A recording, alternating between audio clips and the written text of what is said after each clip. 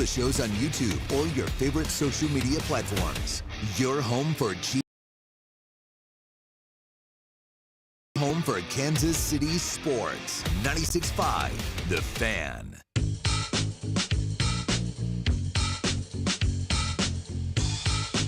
Well, I think I speak for everybody when I say the second half of yesterday's game was a lot of fun.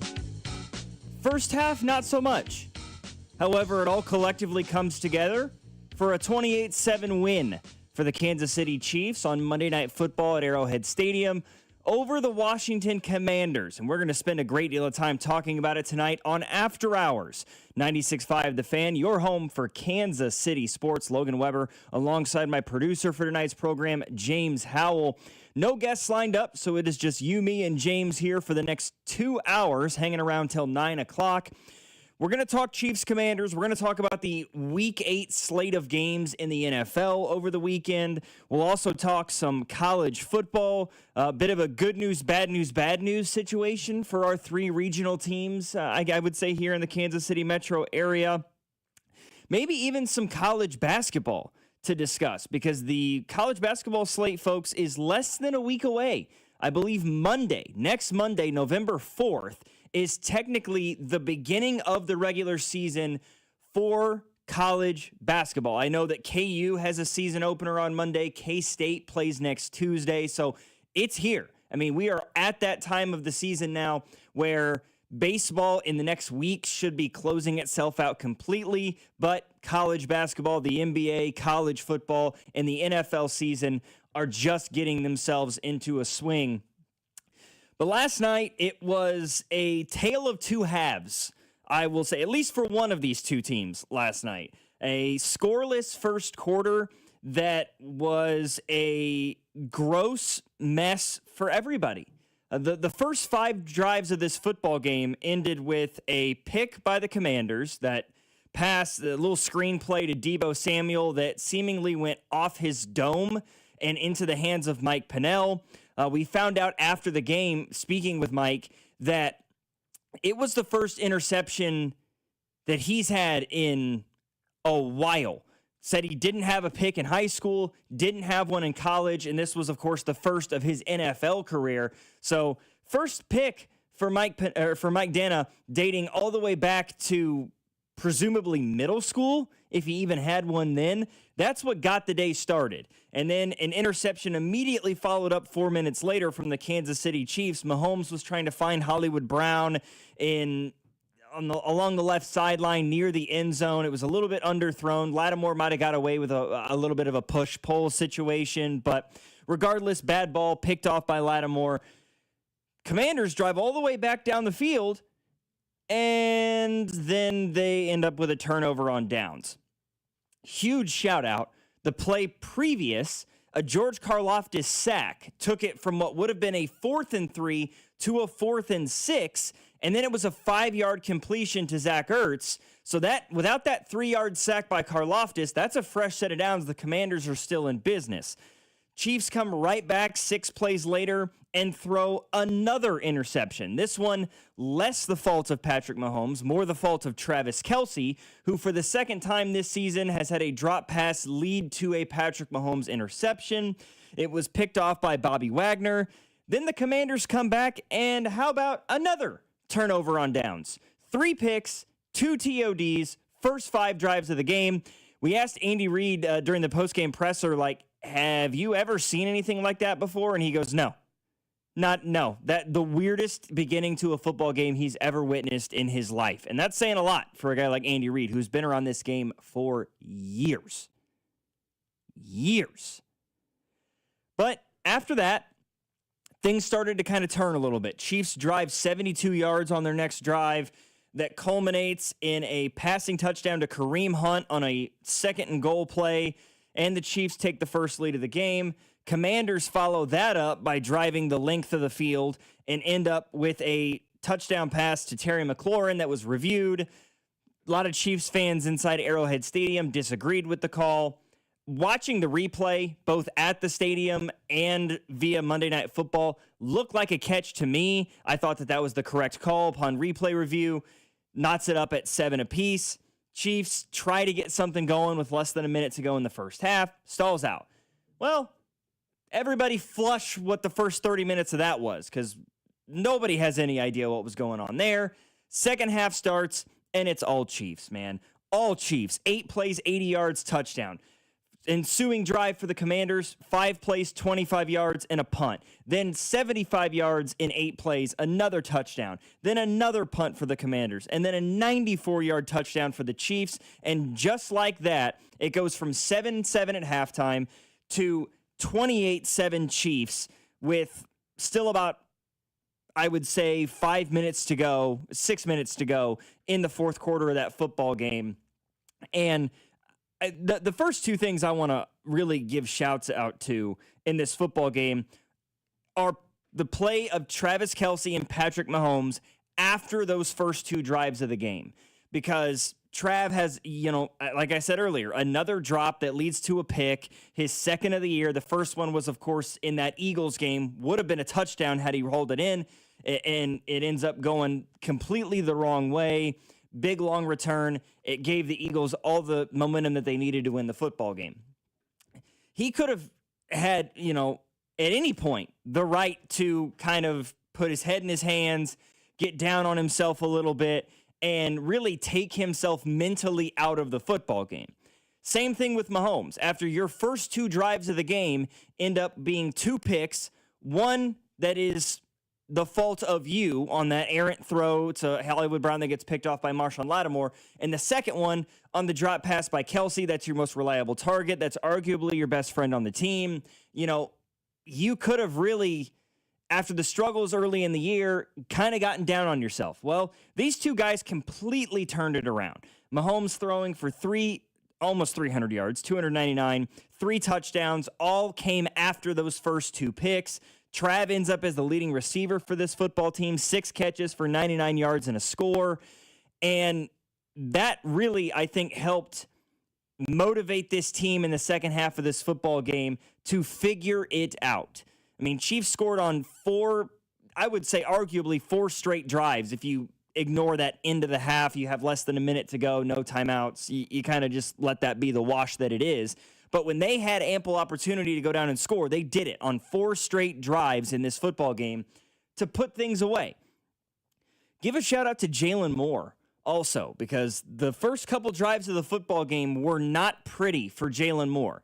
Gave up an early sack in which he was absolutely bull rushed off the edge, and then had a few more pressures, quarterback hits allowed in those first 2 drives of the football game, but it seemed like he kind of settled in and figured it out for himself.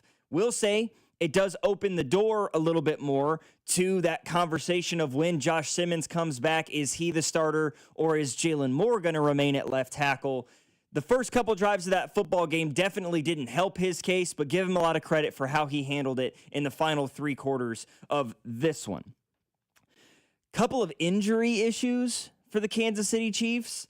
Andy Reid said after the game that both Isaiah Pacheco and Nick Bolton dealing with knee injuries. Pacheco is listed as more or less day-to-day or week-to-week with an MCL sprain, I believe is what they called it.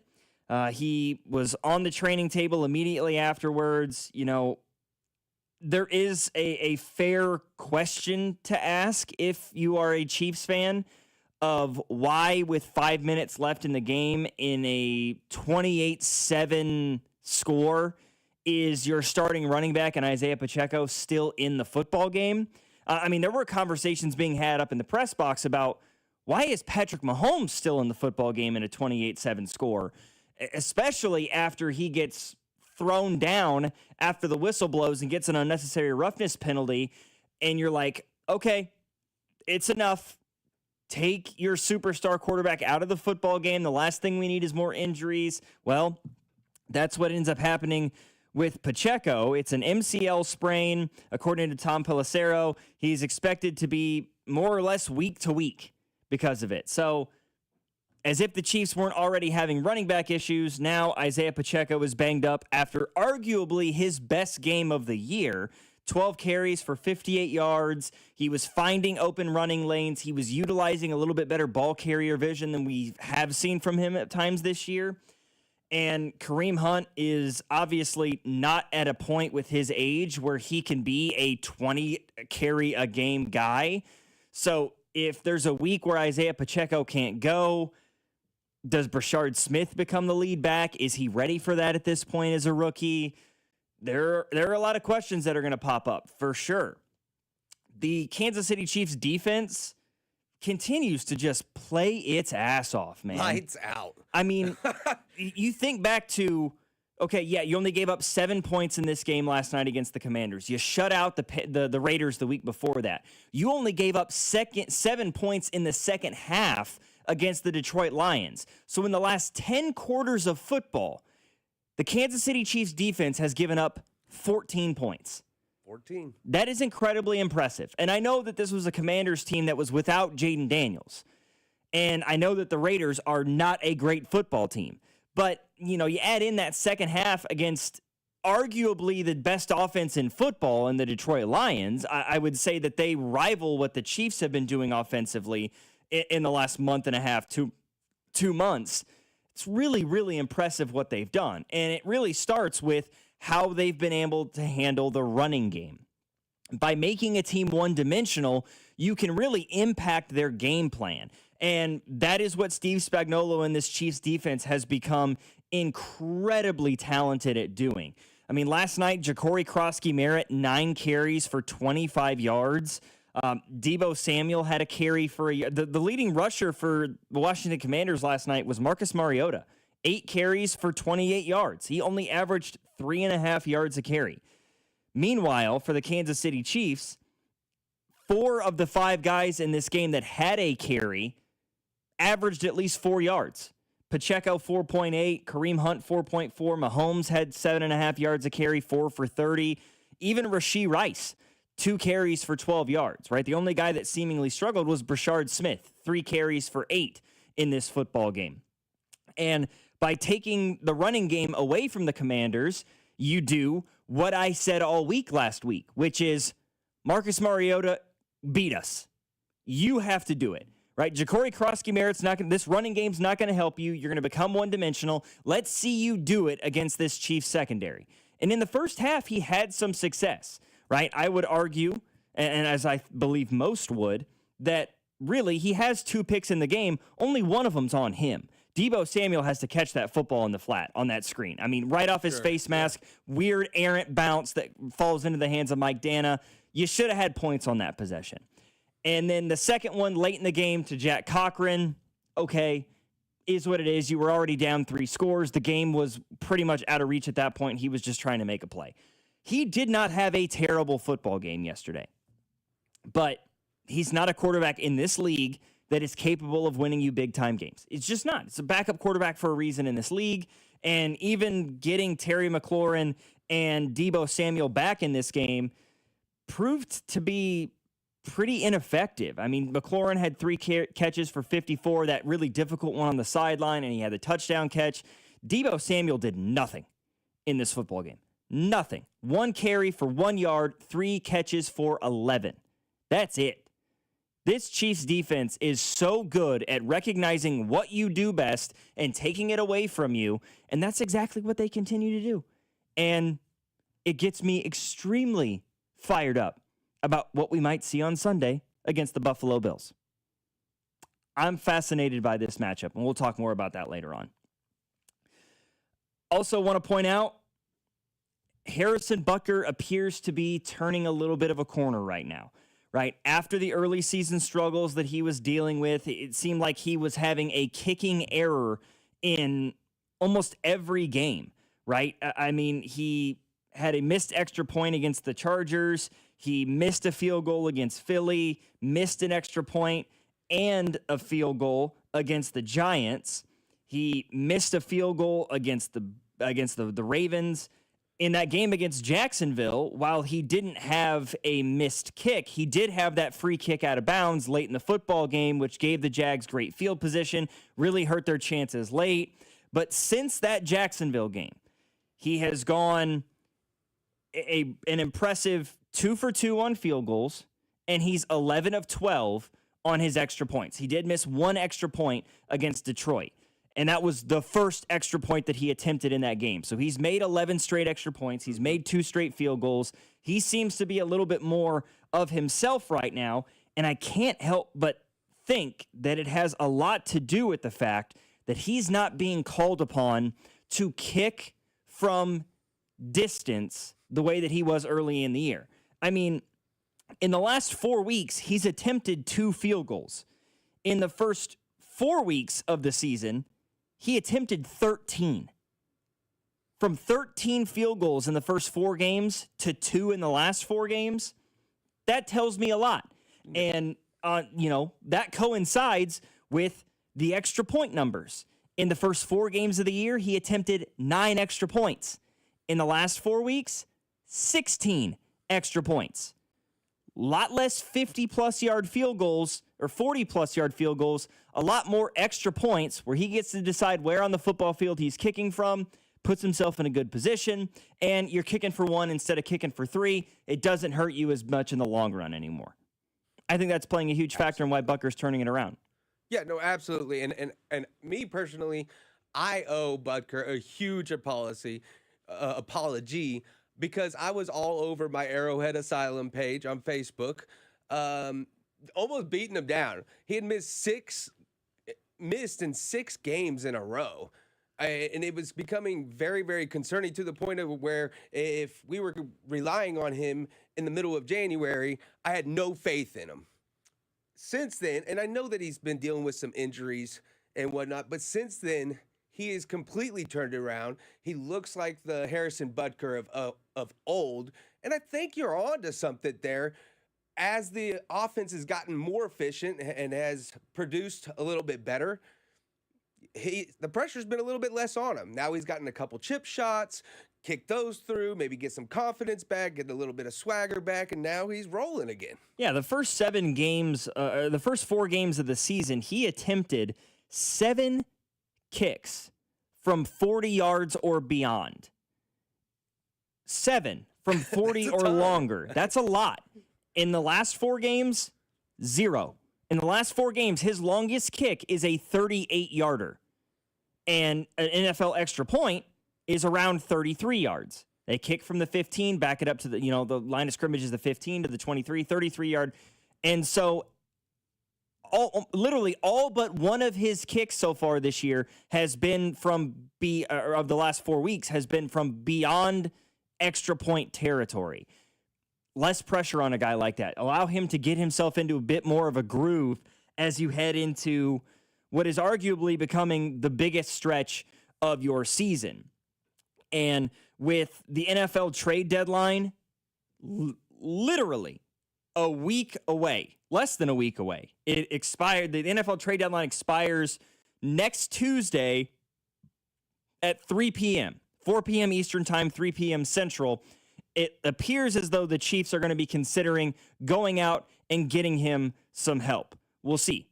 913-586-7965. And, doesn't even have to be through the trade market. There was an announcement today. There are rumors swirling that the Kansas City Chiefs are going to be getting some help already, and from a familiar face at that. We'll talk about that next here on After Hours. Logan Weber, James Howell, 96.5 The Fan. You're listening to After Hours, brought to you by Twin Peaks. Eats, drinks, scenic views on your home for Kansas City sports. 96.5 The Fan.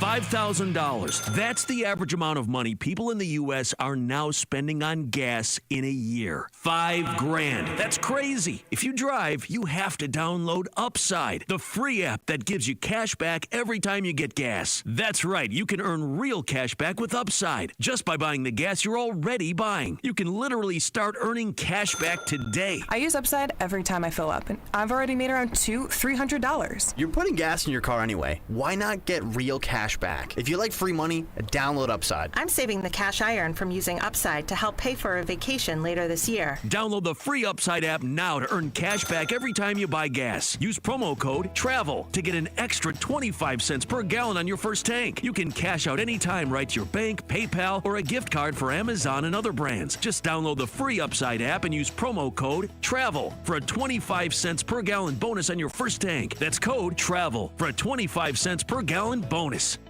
Having unexpected car trouble or just in a car accident? You need Jay's Southland Tow Service. They have over 20 years of experience servicing the KC Metro. They specialize in light, medium, and heavy duty, as well as commercial transport and construction equipment. Keep this number handy, 816-779-4869 or southlandtow.com. Use the tow service trusted by most local police departments, Jay's Southland Tow Service. There's nothing they can't do, so be in the know and use Jay's Southland Tow. Get ready, Missouri. Kickoff is near. The world's largest sports book is coming to your fingertips. Circa Sports, it's sports betting the way it should be.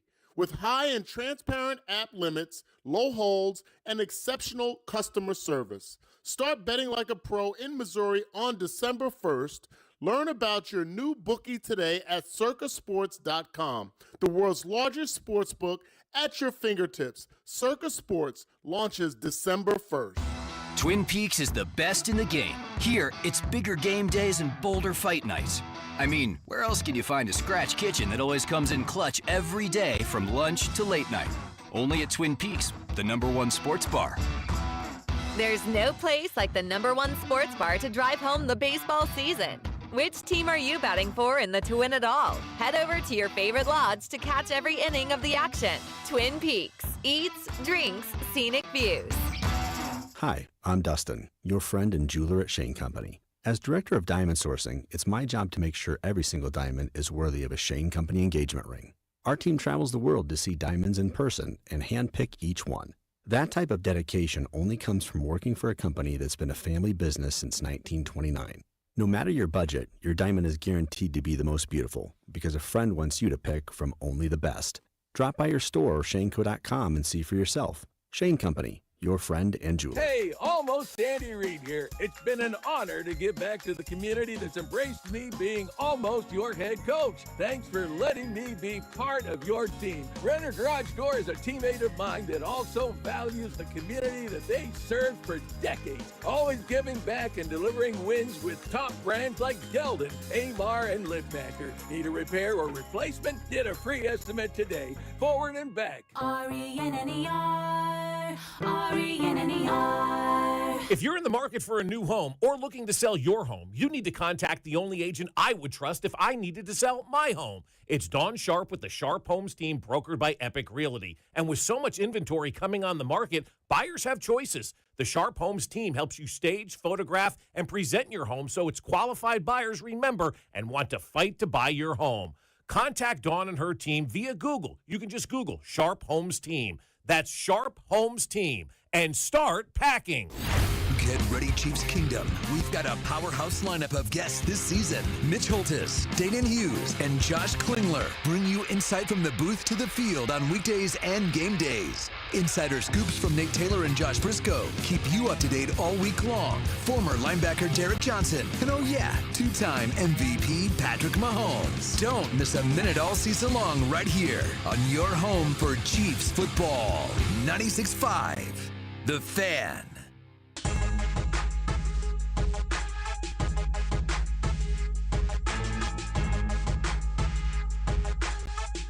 After Hours here on 96.5 The Fan. Logan Weber alongside James Howell. We've got some news regarding a former Kansas City Chiefs defensive lineman who, by all intents and purposes, appears he will be rejoining the team if he hasn't already. We'll get to that in just a second, but we've got Batman on the line with us. Go ahead, Batman. What do you want to talk about?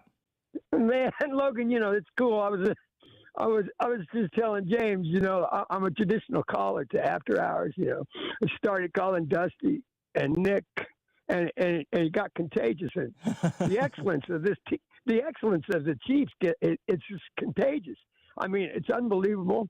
We've been disrespected probably worse than any a perennial champion. You know what I'm saying? The other teams just they always the nation, the national feed, they always seem to want to pick on us. You listen to the national boys in the morning now, and they're all they're riding with us. Mm-hmm. The deal of it is that we got this team. I think it could be one of the best that we've had in this whole run. You know what I mean? And I've seen teams. I've seen the first one, the Lenny's team. And I've seen this dynasty. And I'm telling you, the comparison is unbelievable because there's no team that can do what the Chiefs are doing right now. We'll get one team will get hot, maybe get to the Super Bowl, maybe win one. They've been hard to even have two. Yeah. Back to back, much less what the Chiefs are doing. But you haven't seen nothing yet, really. I don't believe it. I don't know if it's going to be a swan song for Travis, but he's the best. He deserves everything that he gets. And he's going to go over 1,000 again as a tight end. I mean, what is that? Yeah, he's playing unbelievable. He is playing unbelievable football. It is your show. You guys got the toughest show. You know what I'm saying? For the whole week and everything. But it's the best show because it's the very last after everybody said everything they had to say about the sport. And I'm telling you, the master down there is Speck. He's kept this whole thing running.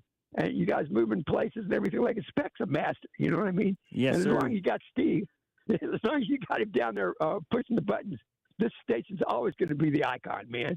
I just love being on it, and I'm, the Batman's busy. I don't usually have much time, but I got time to call in. And I'm telling you, you're doing a great job. You guys are the best. Well, rock, thank you. The Chiefs are going to go all the way. You'll see. Thank you very much, Batman. Appreciate that. Man, he got my ego going a little bit. I got to be honest. I appreciate that. Yeah, I mean, this Chiefs team, I like what he said earlier about this team has a chance, has maybe more talent than any Chiefs team in the past, right? I think that a huge factor in that is going to be the health of this football team overall as the season goes along. I think that the next week is going to tell a lot about where this Chiefs team is ultimately going to be headed with some of the holes that this team has, which there are very few, right? This team does not need wide receiver help right now, which feels like the first time in a long time that we've had to say that. I would say since the day that Tyreek Hill was traded to the Dolphins, since that day, it has felt like this Chiefs team lacked wide receiver talent. That is not the case this year. When you look at Rashee Rice, you look at Xavier Worthy, Hollywood Brown, Juju Smith-Schuster, who just continues to be a reliable factor in the room, Tyquan Thornton, who, while his role has certainly been diminished as Xavier came back healthy and now Rashee's back involved in the offense, he played a massive role in helping this team early on in the year and has probably earned himself an opportunity to stick around Kansas City long term. We'll have to wait and see. Travis Kelce, who he mentioned, is playing so much better than he was at the beginning of the year. He seems to be kind of getting some oil in the gears and playing at a higher level than we saw from him in the first month of the season. After he had 2 catches, 4 catches, 4 catches, 5 catches in the first 4 games of the year. Since then, 7 catches, 6 catches, 3 catches, 6 catches. He's got 2 of his 3 touchdowns in the last month for this Kansas City Chiefs team. And I think that he's got an opportunity to continue to rise. He's right on the money.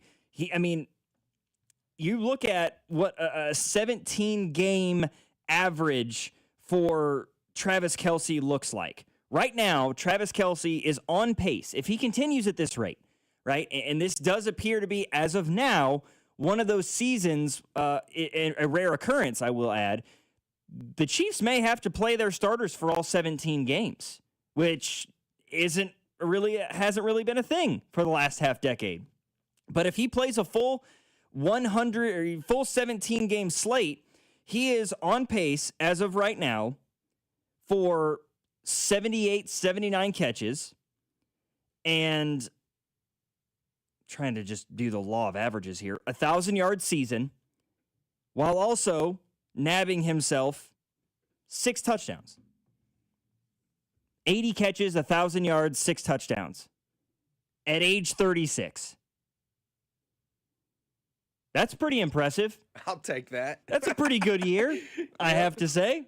Right? I mean, especially with the way that Rashid has just hit the ground running here, 9 catches for 93 yards and a touchdown last night. Arguments to be had for he was, maybe a foot away in total from a hat trick last night. He was about 6 inches short on that wildcat play, and then very similarly later in the game. So he's hit the ground running. Xavier Worthy continues to be a deep threat. Noah Gray, he just continues to nab 1 or 2 big catches seemingly every week. He reminds me of like a tight end version of Justin Watson, where you're sort of looking and you're like, oh, hey, Noah Gray's on the field. That's kind of interesting. You just kind of forget that he's there, and then it's like, oh, Noah Gray wide open for 40. Okay, sure, yeah. Let's just matriculate the football down the field right now. This secondary is playing incredibly good football right now. I was very hard on Shamari Connor last season, very hard on him at points this season, especially after that Jacksonville game. All in all, he's played a really good year as sort of that in-the-box safety for this Chiefs team. Jaden Hicks, when he's been called upon in those nickel and dime sets, has played good football. Trent McDuffie continues to be Trent McDuffie. Jalen Watson is playing really good football right now. Noel Williams, the rookie, every time he's out there on the field, he seemingly makes plays. He does the right things. Brian Cook is one of the most reliable tacklers from a safety perspective in this league. And then your linebacking core, Nick Bolton, does he have his problems in pass coverage? Absolutely he does. But one of the best tacklers in the league. Leo Chenal is quickly becoming a guy that is no longer underrated in this league. I have said that I would say he's maybe the most talented linebacker on this football team. And I've said that before, and I'll continue to say that. And Drew Tranquil just does his thing out there. Incredibly smart football player out on the field. Does just enough in pass coverage. Does enough when it comes to late blitzes and getting to the quarterback and providing a lot for this Chiefs team. This defense is incredibly talented. The front four's got issues, specifically along the defensive line and the defensive tackle position primarily. This offensive line has options at its disposal, right? Caliendo struggled at points last night, but he was good at other points. Jalen Moore had his struggles. He was good at other points as well. Kingsley continues to get better every week. And you still got Creed Humphrey, Jawan Taylor. Nobody's really complaining about Jawan Taylor very much anymore. It's kind of a breath of fresh air. I was sick of hearing his name every week with people's complaints, but he continues to play clean, penalty-free football. And, Trey Smith, when he comes back, we know what we got in Trey.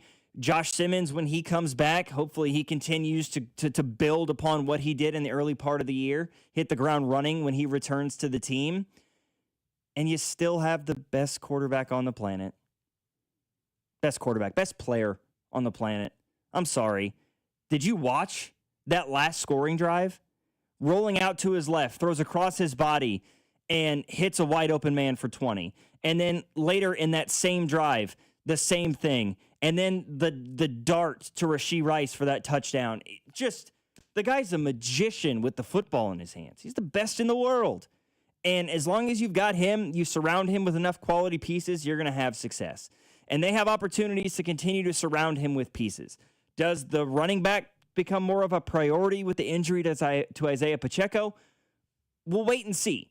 But defensive line help is gravely needed, and it appears that at least some is quite possibly on the way. We'll discuss that next. 913-586-7965 is our number. This is After Hours. Logan Weber, James Howell, your home for Kansas City Sports, 96.5 The Fan. You're listening to After Hours, brought to you by Twin Peaks. Eats, drinks, scenic views on your home for Kansas City Sports, 96.5 The Fan. Hey, y'all. It's the Rocket Roger Clemens here. Spent a lot of time pitching heat. Years later, the pain in my joints remind me of those days. but I'm not looking to sit still, and I definitely am not interested in going under the knife. That's why I chose QC Kinetics. Not just for elite retired athletes. QC Kinetics gives everyday folks joint pain relief using regenerative treatments that work with your body to help repair joint damage. No surgery, no long recovery, whether it's your knees, hips, shoulders, or back. My friends at QC Kinetics will help you get moving again so you can get back to doing the things you love. QC Kinetics medical professionals will look at your x-rays or MRI to determine if you're a good candidate. I trusted QC Kinetics to help me feel like myself again, and I'm proud to recommend them to you. Call QC Kinetics today and schedule your free consultation. Call QC Kinetics, 816-412-6299. That's 816-412-6299. 816-412-6299. DQ presents the sound of your next meal at DQ. It's the sound of savoring a signature stack burger, loving a chicken strip basket, or digging into everyday value with the $7 meal deal. Wait, where is the sound? Am I missing something? Oh, it's quiet because they're too busy enjoying their DQ food. Makes sense. So delicious and so peaceful. Grab your favorite from the DQ food menu today at participating U.S. locations. Only at DQ. Happy tastes good. Oh, no. Ah, that's the sound of someone who's misplaced My debit card. their debit card. Where'd I leave that thing? Not at the gas pump, or the checkout counter, or the roof of your car. Now, if he has the Chase mobile app, he can use Card Lock. Wait, I could just lock my card. Yep, just a few tippy taps on his phone, and that sound? That's peace of mind from Chase. Chase mobile app is available for select mobile devices. Message and data rates may apply. JP Morgan Chase Bank N.A. member FDIC. I woke up this morning feeling like I was coming down with something. Cough, congestion, headache. My first thought was, nope, this can't happen. I have big plans this weekend. So I took Mucinex Kickstart. It provides all-in-one and done relief with a morning jolt of instant cooling sensation. Thanks to Mucinex Kickstart, I didn't even need to cancel my weekend plans. If you start feeling cough and congestion coming on, take Mucinex Kickstart for relief with a kick. At your favorite retailer, used as directed. I'm worth more. I'm worth a little more. I'm worth a lot more. I completely agree. You are worth more, and your car's worth more, and we want to pay more at GiveMeTheVin.com for good cars, because they are worth more, and so are you. And remember, if I don't beat the price on a CarMax or a Carvana deal, I'll pay you $100. For top price, trust, and ease of transaction, GiveMeTheVin.com, America's best car buyer. Sell us your car. GiveMeTheVin.com. So easy you can do it in your underwear. Nobody had to tell your grandparents not to drive while using their typewriters. Why should it be any different for us kids and our cell phones? Distracted driving was the cause of more than 3,000 deaths in 2022. Come on, we're smarter than this. Let's put down the phones and focus on the roads. Drive safe, everybody. Don't drive distracted. A message brought to you by the National Highway Traffic Safety Administration, Project Yellow Light, and the Ad Council. You're still glowing, flirting, grooving. You still got it. But your immune system weakens as you age, making it harder to fight flu, pneumococcal pneumonia, RSV, and COVID-19. Vaccines are a key part of any health routine and help strengthen your immune response. Ask your doctor or pharmacist which vaccines you need. Schedule in minutes at vaxassist.com. Sponsored by Pfizer.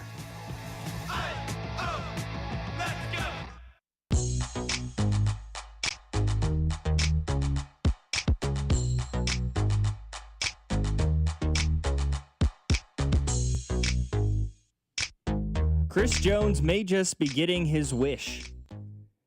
A couple weeks ago, he was asked about his former teammate, Mike Pennell, and said, we need that guy back. Well, Cincinnati Bengals cut him today. And there are a lot of reports that he is going to be returning to the Kansas City Chiefs. Nothing confirmed, but our own Bob Fesco said Pennell is back on Twitter. We'll see if that becomes the truth. I am generally led to believe if Fesco says it's happening, it's happening. So Pennell, if this is the truth and he does come back to Kansas City, what does he bring to the table? Well, what he's always brought to the table, and that is an incredibly large individual who is known to stuff the run. Is he a pass rusher? Well, no. He's got 5 sacks in his career dating back to 2014. And that included 3 last year for the Chiefs. 3 of his 5 career sacks came last season. He had 25 total tackles, 3 TFLs. He had a couple of quarterback hits last season. So far this year with Cincinnati, 15 tackles in 8 games, including 4 solo tackles and 1 tackle for loss.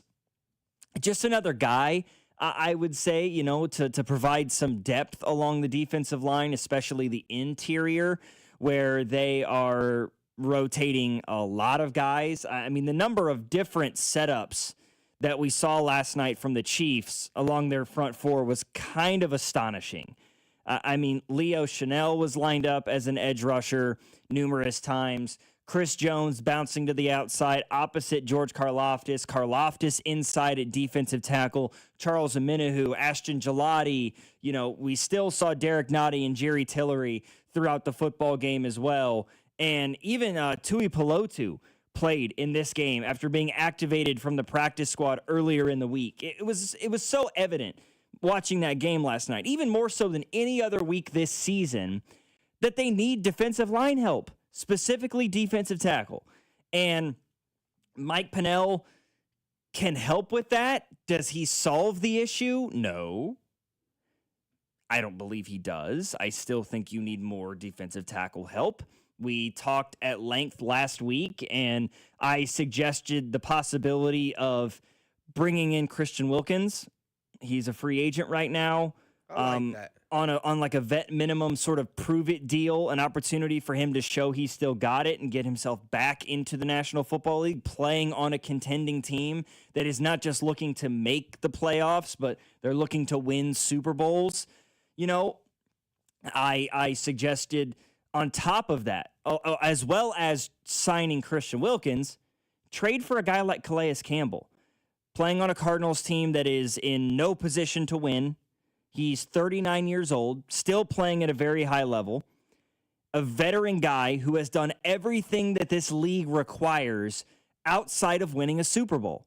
A veteran presence that you can bring in that will do whatever is required of him, no questions asked. A veteran voice that can help some of these younger guys along, help Omar Norman Lott deal with the ramifications of the ACL injury and give him bits of wisdom to go through the rehab process and get himself back better.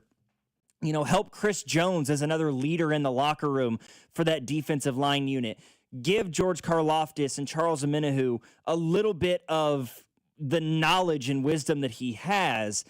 And on top of all of that, a great understanding of the game of football and the scheming and the physical talent to continue to play it at a high level. Can you do all 3 of those things now if you re-sign, you re-sign Mike Pennell? Maybe not. If you got to pick one or the other at this point, I honestly would rather that they just trade for Calais Campbell than sign Christian Wilkins.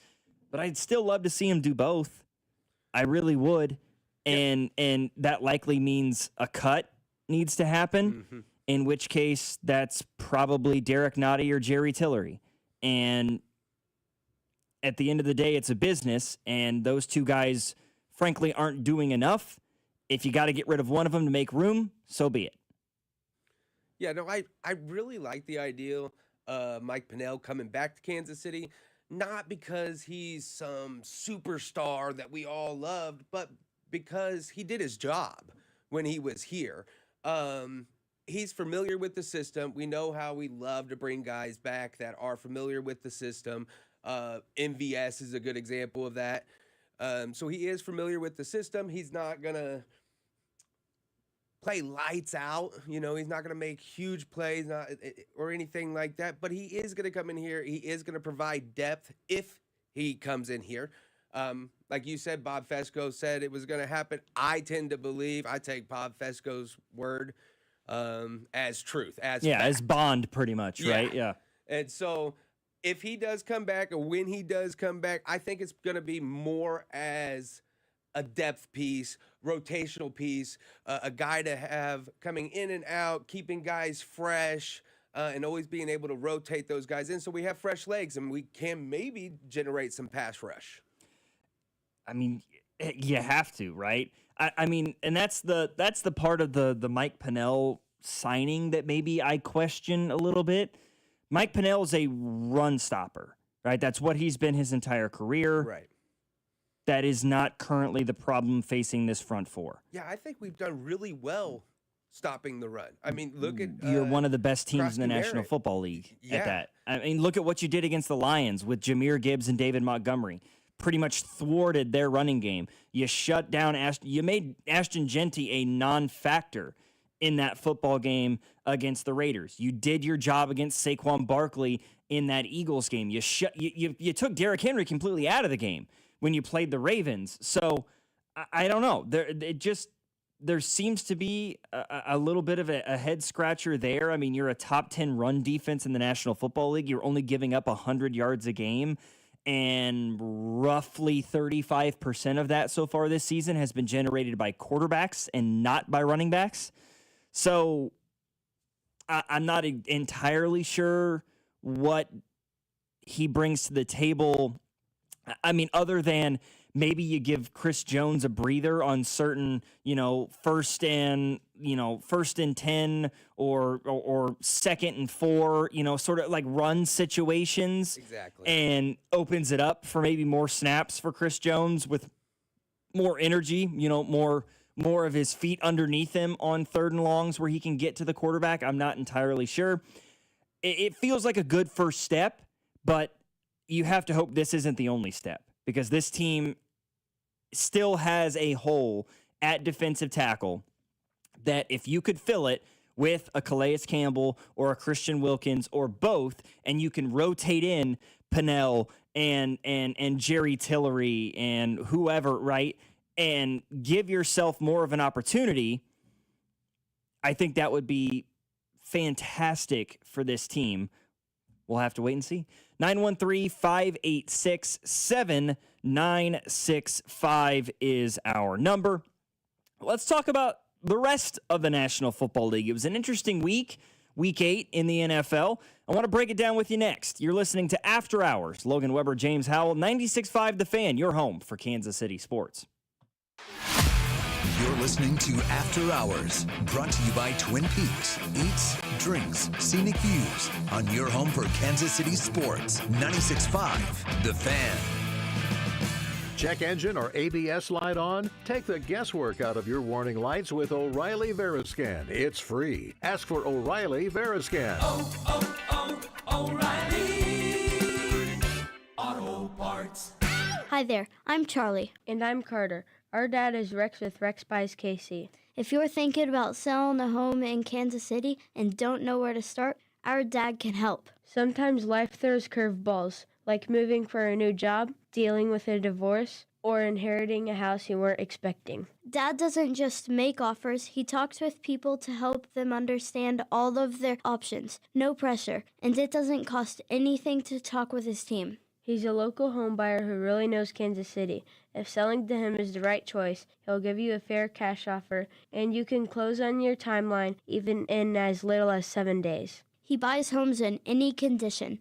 No need for repairs, no fees, no surprises. Just an honest, easy process so you feel good about your decision. Want to talk to him? Call 816-330-6000 or go to rexbuyskc.com. Rex Buys KC, helping people make smart choices one home at a time. The biggest impact I get to make is seeing kids graduate. I find it the most meaningful to be able to work with kids and see the smiles on their faces when they figure out how to read. I felt really strongly that my faith was calling me to be a person who serves others. The only way that things are going to get better is if we all try to lend a hand. Volunteer in your community. Visit showmeservice.org. Sponsored Sponsored by the Missouri Community Service Commission and the Corporation for National and Community Service. The NBA is back. It's NBA tip-off week, and FanDuel is your home for live betting. So even if you miss tip-off or you want to ride the hot hand, FanDuel has live bets on everything from who's going to score next to a fourth-quarter comeback. You can even combine your bets into a same-game parlay for a shot at an even bigger payout, however you want to play. Now is the perfect time to join. FanDuel is giving new customers $300 in bonus bets if your first $5 wager wins. So all you need to do is visit FanDuel.com. Use my promo code KFNZ to sign up today. Fall is here, so celebrate the return of basketball season with our friends over at FanDuel.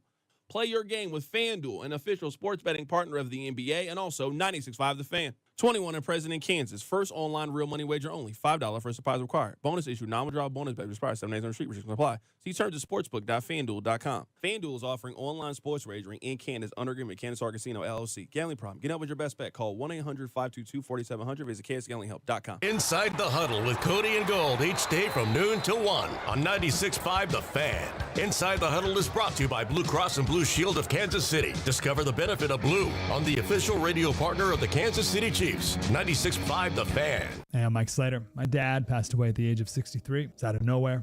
Had a stroke. Super hard, obviously, for the whole family, but my dad had life insurance. This is why I have life insurance for my family, for my wife and 4 kids. And the best place to get life insurance is ethos.com because you can do it in 10 minutes. And there's no medical exam and no blood test, just a few health questions. Get life insurance in 10 minutes so your family is protected. Ethos, ETHOS. ethos.com/life. Wesley Financial Group is not a law firm, and Chuck McDowell, definitely not an attorney. This is Chuck. Do you feel stupid for buying a timeshare? Don't. It's not your fault. You were most likely told you could rent it, and it was a great financial investment. And the deal was available today only. If this happened to you, contact your resort or Wesley Financial Group for help today. Call Wesley now for your free exit information kit. 800-242-3131. 800-242-3131. You're listening to 96.5 The Fan from the DM Injury Law Studios. Mike's got this.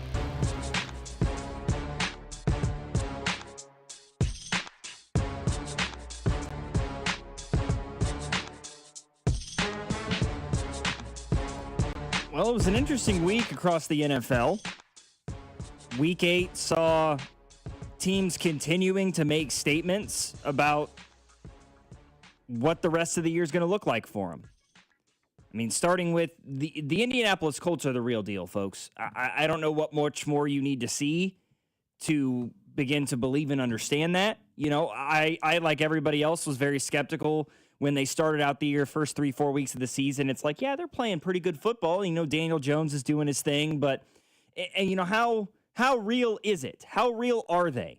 And yes, I know that they played the Tennessee Titans, but a 38-14 win. Daniel Jones, 272 through the air, 3 touchdowns. Jonathan Taylor, 153 yards on the ground on 12 carries, 2 touchdowns, including an 80-yard score. He also caught 2 passes for 21 yards and a touchdown through the air. This team is the real deal. And this game that's coming up in, about a month, right? Against the Chiefs? Yeah, November 23rd. So, I mean, just about a month here in Kansas City is going to be an extremely entertaining and telling football game for both of these teams and where they sit in the hierarchy of the AFC. At 7-1, they are the best team in the NFL, record-wise, through the first 8 weeks of this season. Meanwhile, you know, on the other, in another division of the AFC, the New England Patriots. I mean, yes, again, I understand they played a bad football team in the Cleveland Browns, but they did what you're supposed to do against bad football teams. They win it 32-13. Drake May, 282 yards passing, 3 touchdowns. He also had 50 yards rushing. After Ramondre Stevenson was the guy in the backfield last week, it was Travion Henderson, the rookie out of Ohio State, Sunday. 10 carries, 75 yards. They are right now 6-2. They actually hold first place in the AFC East as of this moment. The Buffalo Bills just throttled the Panthers 40-9 as James Cook with a wow performance, 19 carries, 216 on the ground, 2 touchdowns. Josh Allen didn't do much through the air, didn't really have to. 163 yards passing, a touchdown, no picks. He only had 7 yards rushing, but he did have 2 rushing touchdowns. Both of those, of course, down on the goal line. Bills are 5-2. You look at what the Broncos did to, an absolute beatdown of the Dallas Cowboys, who continue to show that they have no defense whatsoever. 44-24, Denver wins it. 4 passing touchdowns for Bo Nix. J.K. Dobbins, 111 yards on the ground. R.J. Harvey had 2 rushing touchdowns. He averaged close to 7 yards a carry. Broncos 6-2, still holding on to that top spot in the AFC West. We saw the Chargers kill the Vikings on Thursday night. Going down the list here a little bit further, the Packers really got a big win against the Steelers on Sunday night. 35-25. Jordan Love, 360 yards and 3 tutties, which was massive considering the running game didn't provide a lot. I mean, Josh Jacobs had a rushing touchdown, but he only averaged 2.5 yards a carry. Emmanuel Wilson was their lead rusher, 61 yards on 11 carries. The Steelers, they drafted Caleb Johnson, they Jalen Warren and Kenneth Gainwell, and they're trying to figure out what's going on with the running game, but they just can't sort it. And that defense that the Steelers have been so known for over the course of the history of this organization, for that matter, not doing a whole lot. Not really doing much of anything. Giving up 35 points to the Packers after you gave up 23 to the Cardinals, you gave up 18 to the Bengals, 40, you gave up 40 to the Cowboys. They've given up at least 27 points in, as of this moment, 6 of their 8 games so far this year. Not exactly the Steelers defense that we're accustomed to seeing. Your daddy's Steelers defense. No, I take that back. I wasn't even looking at the right team. I was looking at the Packers. Steelers gave up 32 to the Jets, 31 to the Seahawks.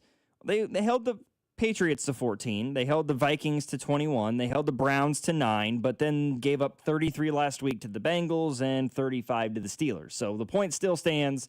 Not great. They did make a trade today. They traded for Kyle Duggar in exchange for a 6th-round pick. They're also getting a 7th-round pick in exchange. The Patriots traded away 2 players. They also traded Keon White, a former 2nd-round edge rusher, to the 49ers for a 6th-round pick. So, again, there's still options out there for the Kansas City Chiefs to make something happen. The Dolphins embarrassed the Falcons 34-10. Tua with 4 passing touchdowns after the 3 INT day he had last week. Eagles beat the Giants 38-20. Saquon had his best day of the year, but unfortunately left with a growing issue. On top of that, you had Cam Skattebo with a terrifying, just a gross ankle injury that is going to end his season. The Ravens beating the Bears. Tyler Huntley and the Baltimore Ravens beating the Bears by 14. That's a terrible loss if you're Chicago. A 1-5 football team that was absolutely in free fall, starting Tyler Huntley at quarterback. You're a 4-2 football team. An opportunity to get to 5-2 and really kind of continue to show that you are a team capable of making the playoffs, and you lose by 2 scores in this game. Derrick Henry only had 71 yards rushing, but he did have 2 touchdowns on the ground. Speaking of embarrassing losses, how about the Niners losing to the Texans? I know San Francisco has a lot of injuries, but they were still 5-2. And the Texans had not played good football all year. C.J. Stroud, nails on Sunday. 30-39, 318 through the air, 2 touchdowns. Buccaneers did their job against the Saints, beat them 23-3. Baker only had 152 yards through the air, but again, felt like a game that he didn't need to throw the football a whole lot. The Saints offense did the job of winning this game for the Buccaneers all by themselves, and now New Orleans is going to be making a quarterback change. They're going with the rookie out of Louisville and benching Spencer Rattler. So, all in all, few upsets over the course of the week, but for the most part, it all seemed like games that you anticipated going the way that they went, and the winners ultimately being the team that was favored coming into Sunday. It's going to be an interesting year. Yeah, somebody in the text line says, the Patriots, Colts, and Broncos being at the top of the league feels very early 2000s. Yeah, I mean, the current standings in the AFC should have all of us questioning what year it is. Because right now, the Colts are the 1 seed, the Patriots are the 2 seed, the Broncos are the 3 seed, and the Steelers are the 4 seed. Huh? It's 2025?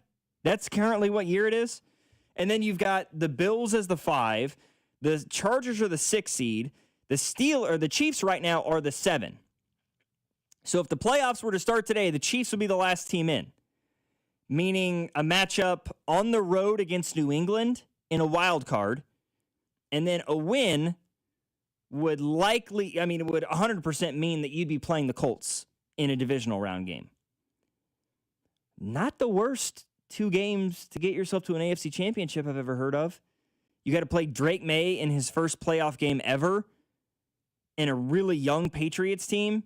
And then you go to New England or go to Indianapolis indoors in a dome to play Daniel Jones in one of the first playoff starts of his career with a Colts team that has very little playoff experience. I don't think that's how it's ultimately going to shake out. I think the Chiefs may end up a little bit higher on that list, but we'll wait and see.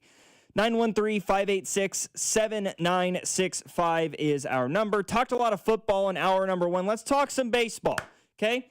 We got a World Series game going on right now. Game 4, Blue Jays, Dodgers. I want to recap what the hell happened last night. Talk a little bit about what's going on right now. Logan Weber here alongside my producer, James Howell. After Hours, 96.5, The Fan. You're listening to After Hours, brought to you by Twin Peaks. Eats, drinks, scenic views on your home for Kansas City sports. 96.5, The Fan. This is your home for Chiefs football. 96.5, The Fan. KFNC FM and AM HD1 and HD2, Kansas City. An Odyssey Sports Station.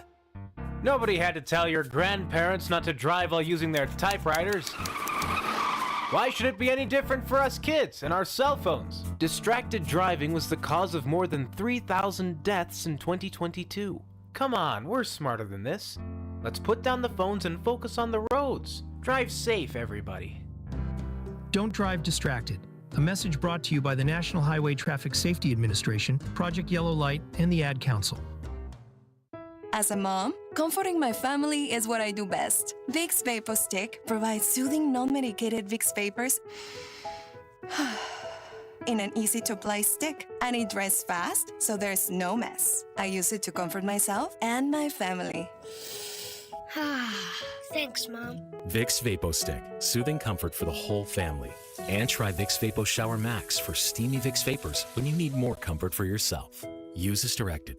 Hi, we're your friends who get super excited about the holidays. We sure are, or this isn't the ugliest holiday sweater ever. People think we're happy because we love peppermint lattes. Or catching snowflakes on our tongues. But really, it's because it's Holiday Millionaire Raffle Season! It's your best odds to win $1 million. That's dollars, not twinkling lights, but that would be great too. Play the Kansas Lottery Holiday Millionaire Raffle. Get excited! See kslottery.com for details. Fast breaks, buzzer beaters, and block parties are back. And Underdog is the best place to get in on all of the action. And you can make entries and win money right now in the state of Missouri. And playing on Underdog is easy. Just choose whether your favorite players will go higher or lower on stats like points, rebounds, steals, and more. Get your entries right, and you could win up to 5,000 times your cash. The Underdog app is awesome for me because I love playing with multiple sports, combining them into one selection to see how I do. And playing on the Underdog app is simple. Just download the Underdog app today and use promo code BOB to score $100 in bonus funds or bonus entries when you play your first $5 with promo code BOB.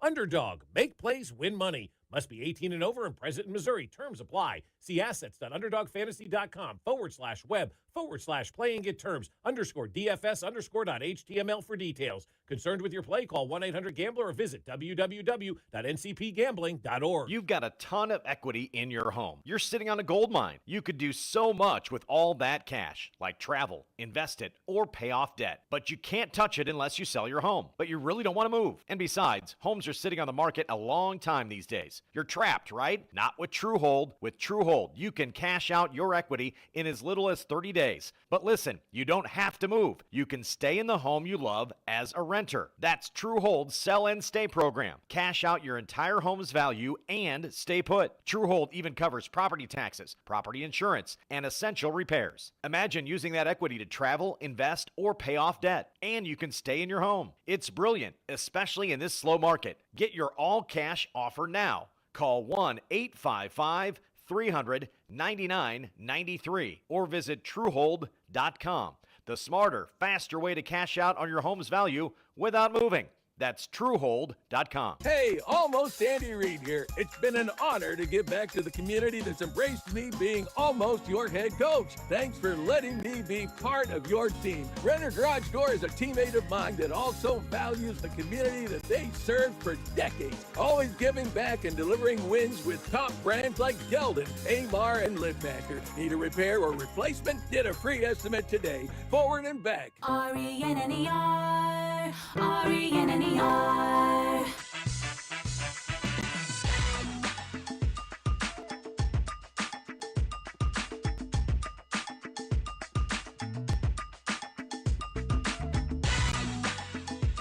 Toronto's trying to keep it interesting.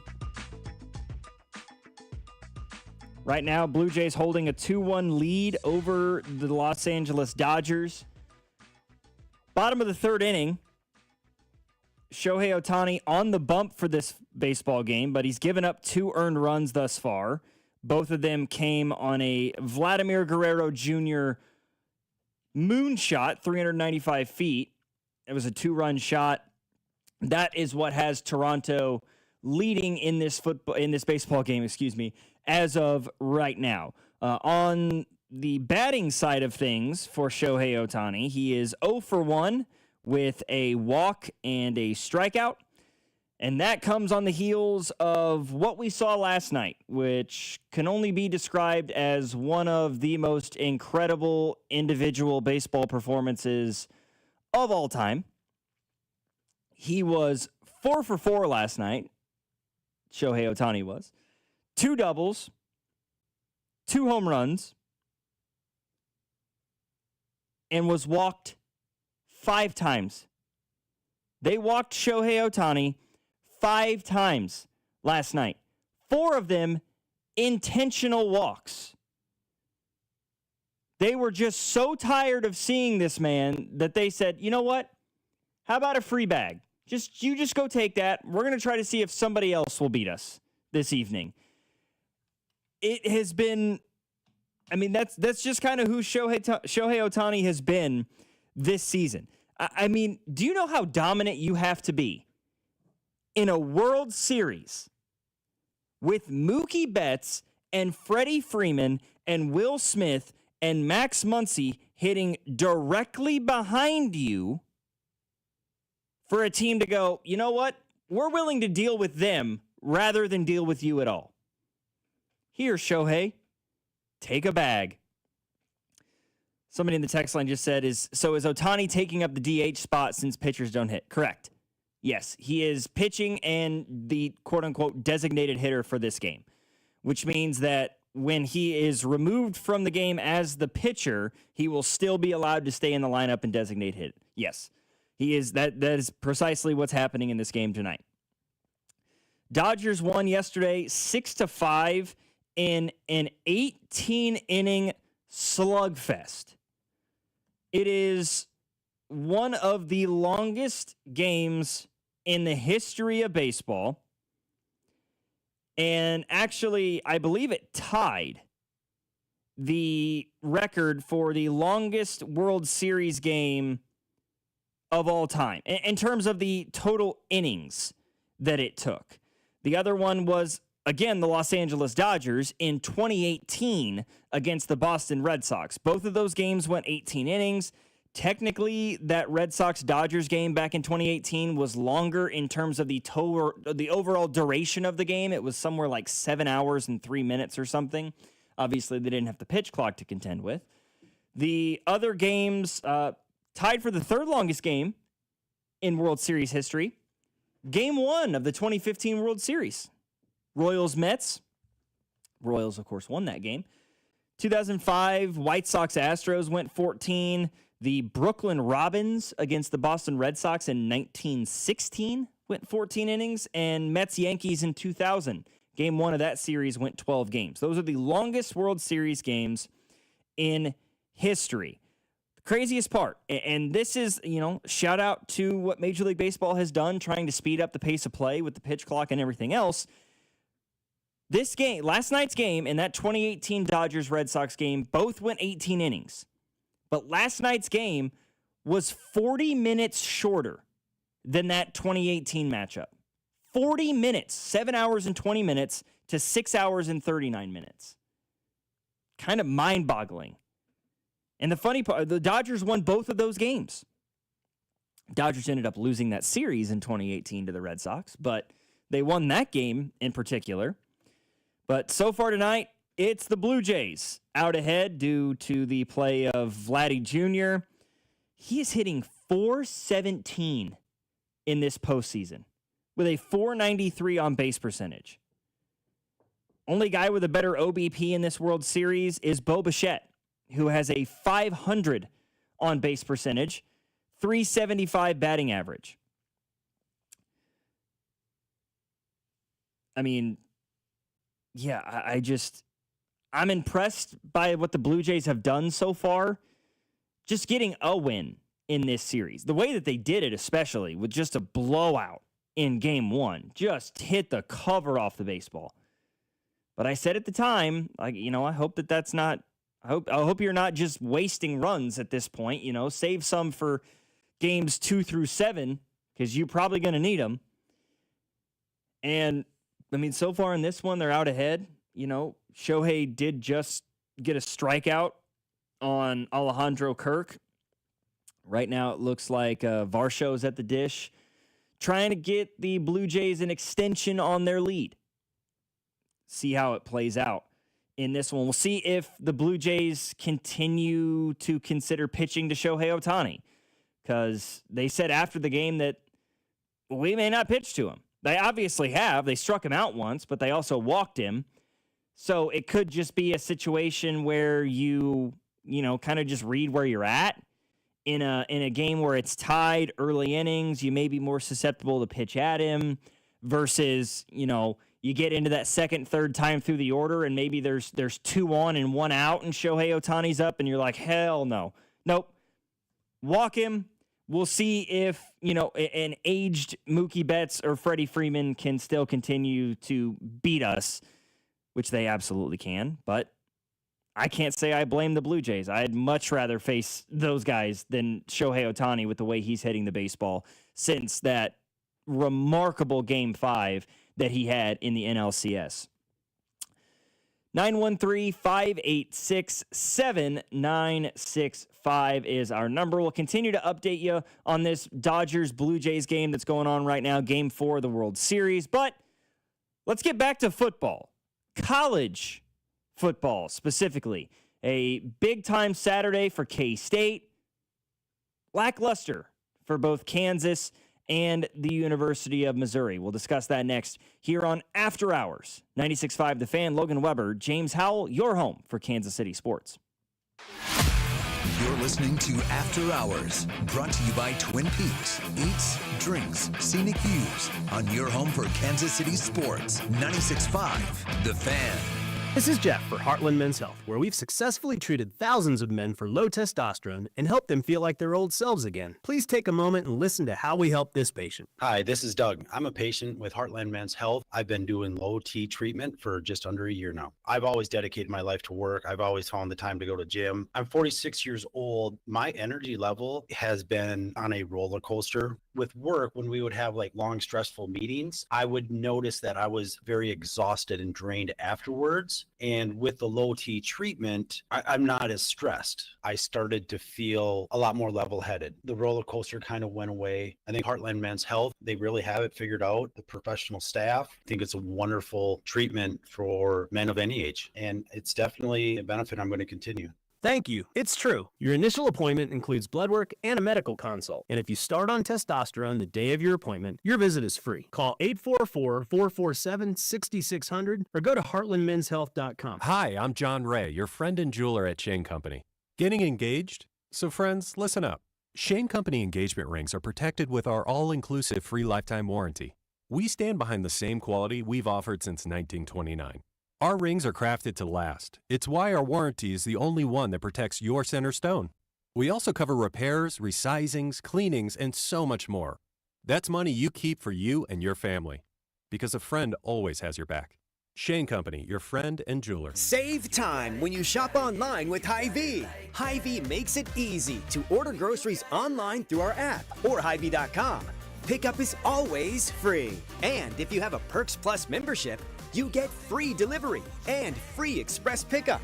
Shop online with Hy-Vee and you can create and save grocery lists, shop the sales, and get fuel savers. Talk about convenience. Order groceries online today. Check out Hy-Vee.com or download the Hy-Vee app. He's a world champion arm wrestler and one of QC Kinetics' most outspoken advocates. When Monster Mike Todd severely injured his bicep, doctors recommended a career-ending surgery. Well, I definitely was never going to do that because I'm a competitive athlete. And he didn't have to because the QC Kinetics medical team jumped into action, treating the damage using Mike's own orthobiologics. No need for surgery. I think QC Kinetics was a huge help in my recovery. The percentages were that I would never make it back to this level. QC Kinetics regenerative treatments have helped transform, relieve, and restore thousands of patients with injuries and joint pain. There's a pretty good chance that with under 15 weeks, I'll be competing for the heavyweight world title. Yeah, so I might be 24-time world champion by the end of the year. You got this, Mike. And for anyone listening who's dealing with joint pain, the QC Kinetics consultation is free. So give them a call today. Call QC Kinetics, 816-412-6299. That's 816-412-6299. 816-412-6299. Get ready, Missouri. Kickoff is near. The world's largest sports book is coming to your fingertips. Circa Sports, it's sports betting the way it should be. With high and transparent app limits, low holds, and exceptional customer service. Start betting like a pro in Missouri on December 1st. Learn about your new bookie today at circasports.com. The world's largest sports book at your fingertips. Circa Sports launches December 1st. Every Kansas City neighborhood has its own buyer preferences and price points. Dawn Sharp at the Sharp Homes team's deep understanding of various neighborhoods means they know exactly what buyers in your specific market are looking for and willing to pay. And then the Sharp Homes team can give you options. Do you want to skip the showings and open houses and go straight to sold? Contact them to discuss their instant offer program. Contact the only agent I would trust if I needed to sell my home. It's Dawn Sharp with the Sharp Homes team, brokered by Epic Realty. Google them, Sharp Homes team, and start packing. 96.5 The Fan is your exclusive home for Chiefs football, with pregame starting 3 hours before kickoff with Josh Briscoe. Then it's the call of the game with Mitch Holtis, Dayton Hughes, and Josh Klingler. Touchdown! Kansas City! Travis Kelce owning this game! Followed by postgame coverage featuring exclusive one-on-one interviews with Andy Reid and Chiefs players inside the locker room. This is your home for Chiefs football. 96.5 The Fan.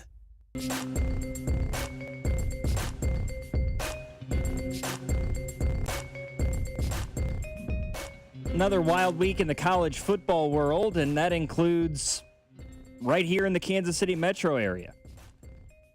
Let's get things started talking a little Sunflower Showdown. Looked like coming into Saturday, this was going to be KU's best opportunity to finally break this streak. It stood since 2008. 2008.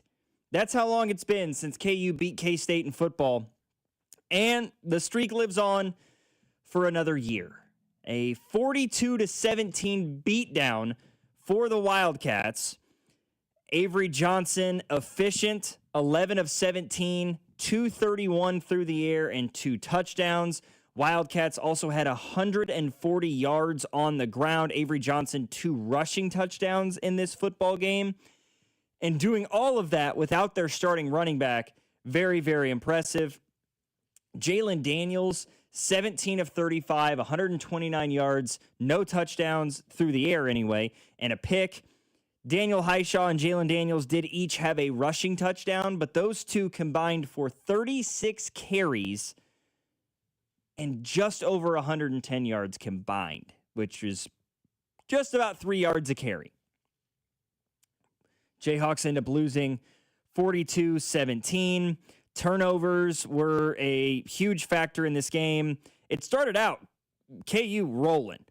Fumble recovery on the opening kickoff, a nice little 5-play, 25-yard drive that ends with a touchdown run by Jalen Daniels. K-State, after that early turnover, bounced right back. Long touchdown drive. And then a scoop and score for K-State makes it 14-7. Very quickly after that, a fumble by KU leads to a punt, and then another touchdown for the Wildcats. It was 21-7 at the end of the first quarter. 21-14 at halftime. Jayhawks were keeping it close. And then at the start of the third quarter, they had an opportunity. They get the ball coming out. You're thinking you go down, you put up at least 3 here, if not 7, you tie the game up, and it ends up in a punt. But then they force a 3 and out, and you're like, okay, everything's still right in front of you, Kansas. Everything's still right there in front of you. Interception. Touchdown, K-State. All of a sudden, it's 28-14. Jayhawks drive down, kick a field goal to make it 28-17, and then the backbreaker, the nail in the proverbial coffin, a 78-yard touchdown pass for Kansas State, 35-17, and the game was more or less wraps after that. The fourth quarter for Kansas State, for KU, I should say, their 3 offensive drives, turnover on downs, interception. Wildcats hold on. They're 4-4. Both of these teams still have an outside shot at bowl eligibility, not guaranteed by any means. For K-State, this was a massive win in order to keep those hopes alive, with their final 4 games being Texas Tech at home, at Oklahoma State, at Utah, and at home against Colorado. Oklahoma State and Colorado were very winnable games, right? I'm not going to sit here and say, oh, yeah, they can beat Utah on the road and they can beat Texas Tech at home, because they look to be better football teams. But all you got to do is win 2 of your last 4, and you've still got a pretty good shot. For Kansas, it's not outside the realm of possibility by any means. They themselves have a matchup against Oklahoma State coming up on Saturday. That's a game you should win. Okay, this is a winless football team in the Big 12. They are 0-5 in the conference. They are 1-7 overall. They do not have a head football coach. They got an interim. This is a game you should win. Then you're on the road against Arizona, a game that, again, on paper, you stand a very good chance of winning. Despite it being a road contest, Arizona is 1-3 in the league. They're 4-3 overall. They're not necessarily wowing anybody either. They're in the midst of a 2-game slide, losing to both BYU and Houston. They've got Colorado on the road this week before they play Kansas. So the door is still there for both of these teams. And then for Kansas, it's on the road against Iowa State, who is sliding. Right now, they've lost 3 in a row. And at home against Utah to close out the year. The last thing you want to be is 5-6 when you host Utah at home, because Utah is a team that, I'm not saying that it's entirely plausible or possible for that matter, but they're 3-2 in the league, 6-2 overall, right? They still have an outside shot at getting to a Big 12 championship game. You don't want your hopes of bowl eligibility and their hopes of making a Big 12 championship and still having an outside shot at a college football playoff being on the line in this final regular season game of the year. It's the last thing you can afford if you're Kansas. Win 2 of your next 3, get to that 6-win plateau, that's more or less what the goal for both of these football teams should be at this point in the year. Looking around the other side of the state line, the Missouri Tigers. Opportunities abound. You know, you had a narrow loss to Alabama a few weeks ago in a game that arguably you should have won had it not been for a couple of mistakes, namely 2 interceptions and a bad 4th down fake punt call. You get Vanderbilt, number 10 team in the country in Nashville, college game days there, and look at what you did slowing down Diego Pavia. 129 yards passing in this game. He did have a rushing touchdown, but he only had 20 yards on the ground. Vanderbilt's leading rusher was McCollum Young, who had 86 yards, and 80 of that came on 1 carry, an 80-yard rushing touchdown. Outside of that, 3 carries for 6 yards. You take away that 1 80-yard touchdown run, Vanderbilt was averaging right around 2 yards a carry. You couldn't win the football game. You outthrew Vanderbilt by 70 yards.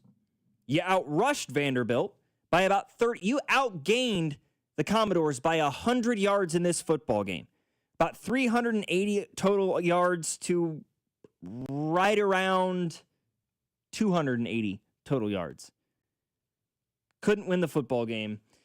A 10-17 loss for Mizzou. So the continuing thought of, well, Eli Drinkwitz, he can build good football teams, but he can't win big games, unfortunately continues to rear its ugly head.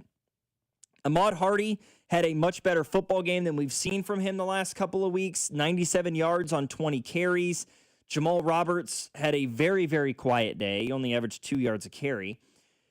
But injury to insult for Mizzou, you lose a football game that arguably you should have won again, and your starting quarterback, Bo Prabula, goes down with a leg injury.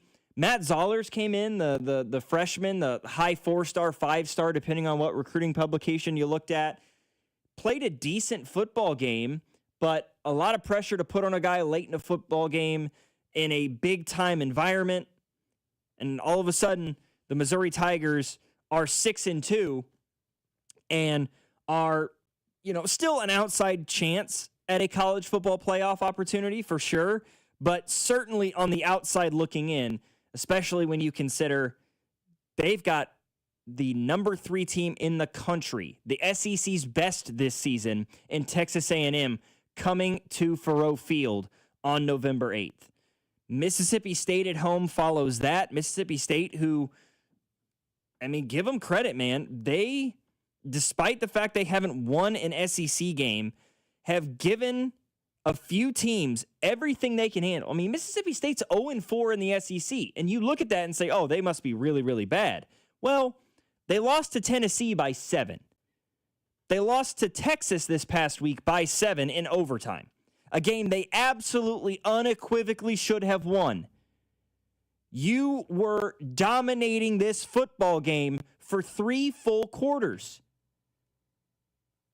I sat and watched that game thinking to myself, how in the hell is Mississippi State going to lose this game? They were up 31-14.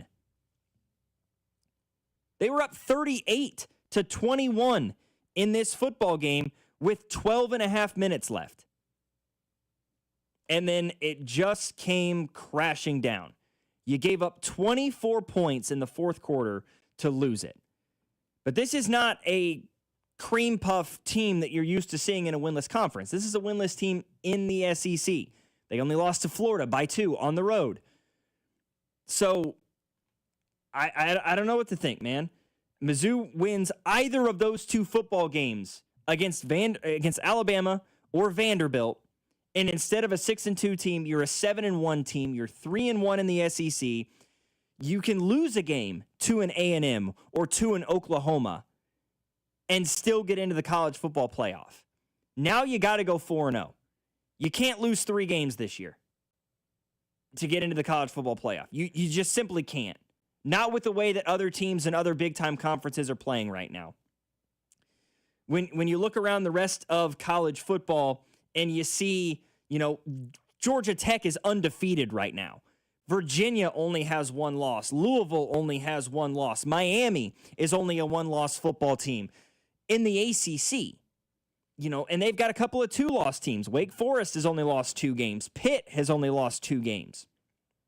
So as of now, the ACC still has 5 or 6 teams that are still capable of making the college football playoff.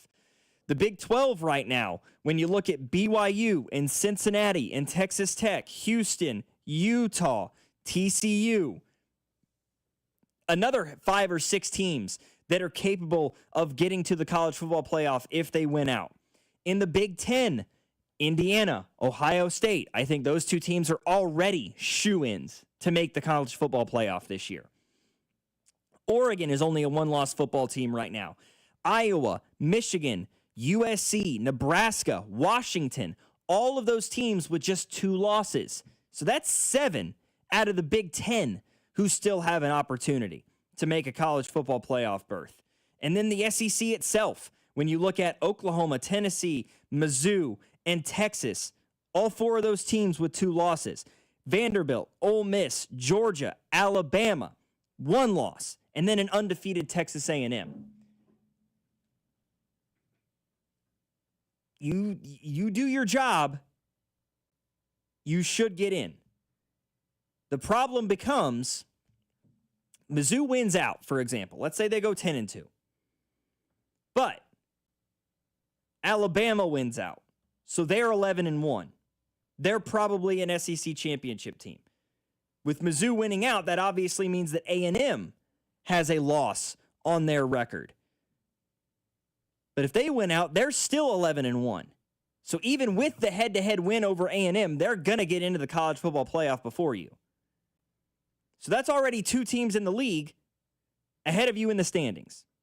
Georgia, with remaining games against Florida, Mississippi State, Texas, Charlotte. The hell are you playing Charlotte on November 22nd for? Whatever, it's the SEC. And then at home against an 8th-ranked Georgia Tech team. They could certainly win out and go 11-1. So if all those things happen, you win out. But despite all that, A&M, Alabama, Georgia all go undefeated. They all finish the year 11-1. And Ole Miss with South Carolina, the Citadel on November 8th, Florida without a head coach, and at Mississippi State, who's currently winless in the league. Honestly, you're going to need help if you're Mizzou. I don't think winning out is enough. You're going to need help. Because if all you do is win out and Texas A&M goes 3-4 the rest of the year, Alabama, Georgia, and Ole Miss all win out because none of those 4 play each other in the last month plus of the season, 4 SEC teams at 11-1, you're pushing it to try to get a 5th in. Pushing it. You need help. You're going to need Ole Miss or Georgia or Alabama to drop one. You're going to need Georgia Tech to beat Georgia in the final week of the regular season. And maybe that's enough. Maybe. But then it's like, hey, do we put Mizzou in or Georgia? And I don't really like how that argument works for Mizzou in that category. 913-586-7965 is our number. Somebody says you upset A&M in Oklahoma, you win out, Mizzou is in. I just broke it down. I don't think that's the case, man. You're going to need some teams to lose games they shouldn't. You might need Mizzou to beat A&M and them to lose to somebody else they shouldn't for you to have the best opportunity to get in. After Hours here on 96.5 The Fan, Logan Weber alongside James Howell. We'll continue to talk a little college football here, but I also want to look ahead to college basketball. The season is less than a week away. I want to break down what the season may look like for Mizzou, for KU, for K-State, because there are some interesting expectations for these 3 teams coming into the year. Logan Weber, James Howell, 96.5 The Fan, your home for Kansas City sports. You're listening to After Hours, brought to you by Twin Peaks. Eats, drinks, scenic views on your home for Kansas City sports. 96.5 The Fan. Twin Peaks is the best in the game. Here, it's bigger game days and bolder fight nights. I mean, where else can you find a scratch kitchen that always comes in clutch every day from lunch to late night? Only at Twin Peaks, the #1 sports bar.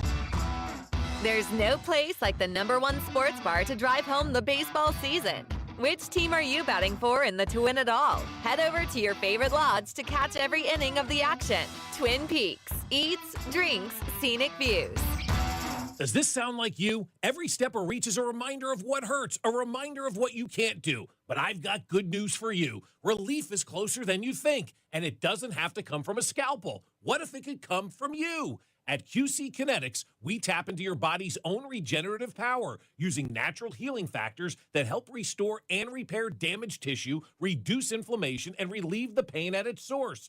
No surgery, no pain pills, no long recovery. Just your body remembering how to feel alive again. And this Veterans Day, QC Kinetics is giving back to our heroes. Veterans will get $500 off their treatment, and for every non-veteran who starts care, QC Kinetics will donate $500 to the Wounded Warrior Project. So now's the perfect time to book your free consultation with Saturday appointments to fit your schedule. Call QC Kinetics today, 816-412-6299. That's 816-412-6299. Off 435 in State Line and in Gladstone, QC Kinetics. Having unexpected car trouble or just in a car accident? You need Jay's Southland Tow Service. They have over 20 years of experience servicing the KC Metro. They specialize in light, medium, and heavy duty, as well as commercial transport and construction equipment. Keep this number handy, 816-779-4869 or southlandtow.com. Use the tow service trusted by most local police departments, Jay's Southland Tow Service. There's nothing they can't do, so be in the know and use Jay's Southland Tow.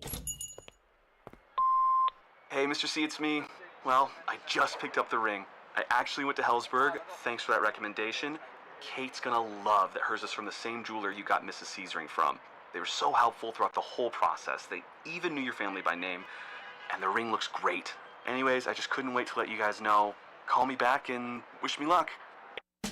Hellsberg, designed with care and craft since 1915. Shop in store or at hellsberg.com. Men, if the long lines to the bathroom have been holding you back from attending sporting events and you're waking up in the middle of the night dealing with frequent urination, it could be an enlarged prostate. Jeff Montgomery here to talk about the minimally invasive procedure I had that made a big difference. I went to Dr. Brown at Miva Medical, the leader in minimally invasive treatments in Kansas City. The procedure was quick and easy, and I'm very happy with the result. Don't put up with being uncomfortable. Contact Miva Medical. That's MIVA-medical.com. The biggest impact I get to make is seeing kids graduate. I find it the most meaningful to be able to work with kids and see the smiles on their faces when they figure out how to read. I felt really strongly that my faith was calling me to be a person who serves others. The only way that things are going to get better is if we all try to lend a hand. Volunteer in your community. Visit showmeservice.org. Sponsored by the Missouri Community Service Commission and the Corporation for National and Community Service. I'm Scott Hansen, host of NFL Red Zone. Lowe's knows Sundays hit different when you earn them. We've got you covered with outdoor power equipment from Cobalt and everything you need to weatherproof your deck with Trex decking. Plus, with lawn care from Scott's and, of course, Pit Boss grills and accessories, you can get a home field advantage all season long. So get to Lowe's, get it done, and earn your Sunday. Lowe's, official partner of the NFL.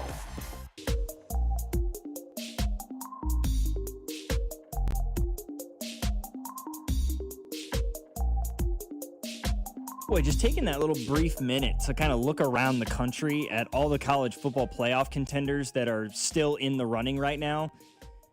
It's shaping up to be a very, very interesting last month of the college football season. We approach week 10 of the year this year, and, you know, there are some interesting matchups coming up this week.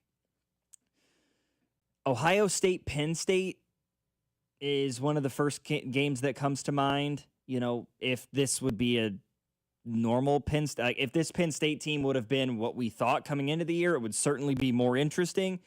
They are not. So I'm not really buying into this one too much, but this does, like, awkwardly on the surface feel like just the kind of football game that Penn State would somehow win over Ohio State. You fired your head coach. You've got an interim. You lost your starting quarterback coming off a bye week. Ohio State's riding high. They're the number one team in the country, defending national champs. It just feels like a recipe for a weird football game in Columbus. Do I think it's going to happen? No. Still thinking Ohio State's going to win this game, but you never know. Indiana, Maryland. Indiana's going to throttle Maryland. I'm sorry. Kurt Signetti, the Hoosiers are the real deal. Never thought I'd say that when it came to the game of football, but here we are. This is an interesting one. USC, Nebraska. One of these teams is going to see their college football playoff hopes die on Saturday. It's a night game on NBC in Lincoln. However, the Trojans are actually 6.5-point favorites in this one. USC, the 23rd ranked team in the country. They close out the year. Nebraska on the road, Northwestern, Iowa, Oregon, UCLA. That's a tough final 5 games if you're USC. You know, Nebraska's playing the best football we've seen from them in a decade plus. You know, they're 6-2 this year. Northwestern has actually been better in the Big Ten than they were at the beginning of the year, right? They were the team that got James Franklin fired. Iowa right now is a 6-2 football team. Can they still throw the forward pass? No. But they got a quarterback who runs a lot. He's got 11 rushing touchdowns this year, and they have the second best defense in college football behind only Ohio State. Then you're on the road against Oregon, who is a contender. They are every year. Solid football team. This is going to be a massive game. As I said, one of these games is going to be out of the college football playoff rankings, or out of the college football playoff running with a loss Saturday night in Columbus. Vanderbilt, Tennessee on Saturday. Or Vanderbilt, Texas on Saturday. Vandy, a loss is not the end of the world for you. A win only helps your case. When you've got Auburn and Kentucky both at home to follow, you win those 3 games, that you're a 10-1 football team when a road contest against Tennessee closes out the regular season. You could justifiably lose that game, still be 10-2, and get into the college football playoff. Big game coming up for both of these teams. For Vanderbilt, it's about setting yourself up for the back half, these last 3-4 weeks of the regular season. For Texas, you're fighting for your playoff lives. You're already 6-2. You've got Vanderbilt this week on the road against Georgia. You get a reprieve with Arkansas at home, and then at home against Texas A&M to close out the year. You have to win out. Really difficult thing to ask when you've got 3 top 10 teams on the schedule your last 4 games of the regular season. But that's what Texas has done to themselves due to some lackluster play early in the year. We'll have to see about Arch Manning's availability because I know he was banged up, left that game last week. We'll see if he can play on Saturday against the Commodores. Miami, SMU. This is quietly a game that while SMU is not a college football playoff contender, they are 3-1 in the ACC. You beat Miami, all of a sudden, you're a team that could see them. You could be putting yourselves in the driver's seat to possibly play against a Georgia Tech or a Virginia in an ACC championship game. With Miami, Boston College, who is 0-5 in the SEC this year, they fired their head coach. Boston College, or Louisville, and Cal to close out the year. This is a game that wouldn't necessarily kick Miami out of the college football playoff conversation, but it would certainly hurt their chances with a second loss, and you're behind the 8 ball when it comes to the possibility of getting to an ACC championship game. That hurts your chances even. You don't get to your conference championship game in a league like the ACC, that could be a death blow. Looking down the list a little bit further, Texas Tech, K-State, interesting one there. K-State's coming off a big-time win, but Texas Tech has looked so good all year outside of that bummer of an L to Arizona State. I still think they're the best team in the Big 12, and I have yet to feel like anybody has proven otherwise. Oklahoma, Tennessee, another game that feels like a loss kills your playoff chances. Both of these teams with 2 L's already this season. And then Cincinnati, Utah. Nobody seems to be talking about it right now. But as of this moment, Cincinnati's tied for first in the Big 12. They're 5-0 in the conference. They're 7-1 overall. BYU is also undefeated in the conference as well as this season. They're 8-0. A loss for Cincinnati doesn't kill you if you're the Bearcats. A loss for Utah does. It's over. Absolutely over. Somebody just said I never talk about the midshipmen. I was just going through the top 25 first. Leave me be. Navy's in what? The American? Right? I think they are, right? Yeah. Oh my goodness, that's a matchup, dude. Hey, two teams that I haven't really talked about yet. Two teams that I feel like should be talked about more. Navy against North Texas. North Texas. Remember the mean green of North Texas, and remember the name of the North Texas head football coach, Eric Morris, because I'm telling you, this man is going to be a head coach at a power conference school next year. They are 7-1 right now, and they are led by Eric Morris, 40-year-old head coach, played at Texas Tech, actually, and has been bouncing around for quite a while. You know, he was offensive coordinator at Texas Tech during the days of one Patrick Mahomes. He coached at Incarnate Word, where he recruited a certain undervalued quarterback who later transferred to Washington State and then to Miami in the name of Cam Ward, who became the #1 overall pick. He was at Washington State back in 2022, where he recruited John Mateer, who has been very, very good for Oklahoma this year before the injury occurred. And now he's at North Texas, where he is coaching Drew Mestemaker, true freshman, who was an unranked walk-on quarterback to the Mean Green, won the starting quarterback job during fall camp as a walk-on, and has thrown for 2,500 yards, which is the most in the country, 21 touchdowns, and 4 picks. I'm telling you, Drew Mestemaker and Eric Morris are going to be making a lot of money this offseason. Morris with a big-time head coaching job somewhere, and Mestemaker in the transfer portal. But they've got their work cut out for him on Saturday against Navy, who is led by Blake Horvath. It feels like that man's been there for 100 years. I mean, I don't know why. He's only in his second year as a starter, but God, it feels like he's been there forever. And he, this season, has 1,000 yards passing, 7 touchdowns to 3 picks, which I know you're thinking, 1,000 yards in 7 games? That's not great. Well, he's got 800 yards rushing and 12 rushing touchdowns. Lest we forget, the Navy midshipmen run the triple option, folks. They like to run the football. 913-586-7965 is our number. I wanted to get to some college basketball conversation. We may not have an opportunity here tonight. We'll give you an update on Game 4 of the World Series, Blue Jays, Dodgers, and close things out. Next, you're listening to 96.5 The Fan. Logan Weber, James Howell, your home for Kansas City sports.